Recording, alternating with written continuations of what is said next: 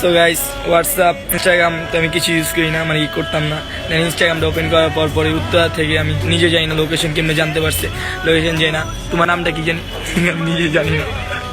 তো ও আমার বলতেছে ও আমার বিগ ফ্যান, কিন্তু অরিজিনাল হলো জুনায়েদ বিগ ফ্যান, মানে আমার বিগ ফ্যান। তো একসাথে আসছে দেখা করতে, অনেক দূর থেকে আসছে, উত্তরা থেকে আসছে।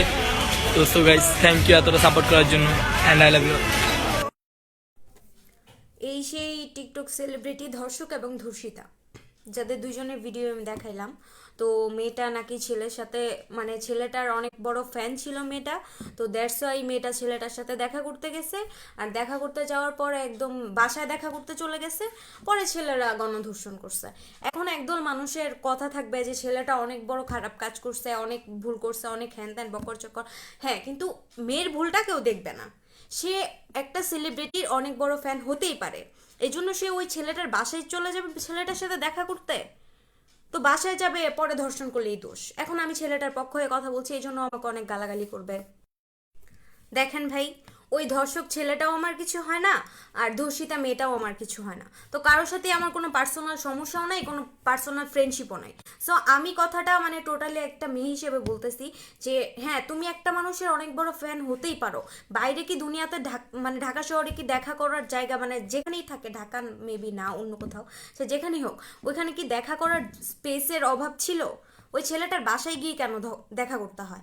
আর ছেলেটাও ভাই, আমি ছেলের কথাটাও চিন্তা করি, একটা ফ্যান তোর সাথে দেখা করতে আসছে, ওই মেয়েটাকে সে 3 দিন আটকায় রেখে 3 দিন গণধর্ষণ করছে সে। আচ্ছা, আমি ওই ছেলেটার কয়েকটা ভিডিও আপনাদেরকে লাস্টে দেখাবো।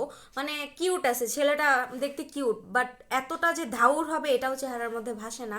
যাই হোক, তো আমার আমার ছেলেদের দিক দিয়ে আমার কিছুই বলার নাই, কারণ ভাই এগুলো হচ্ছে, হবে, এটা হবেই, এটা কারো কেউ আটকাতে পারবে না। যেগুলো পশু হয়ে গেছে ওইগুলো ঠিক করা সম্ভব।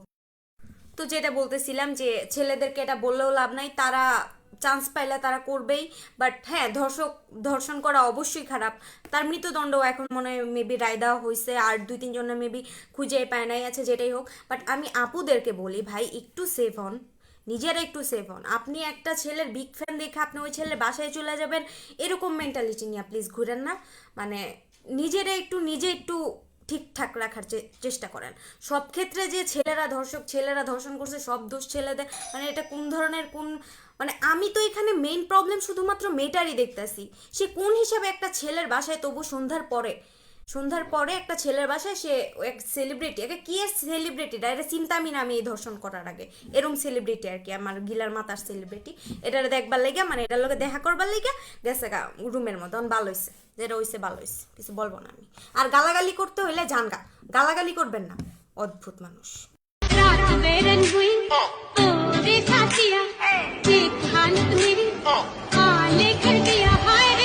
कैसा लगा मेरा मजाक?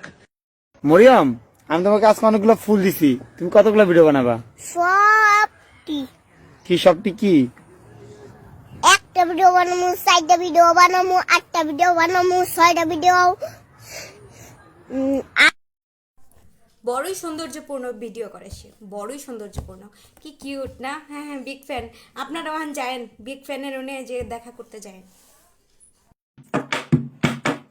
ভাইরাল কইরা দে আমারে, ভাইরাল কইরা দে, ভাইরাল কইরা দে আমারে, ভাইরাল কইরা দে।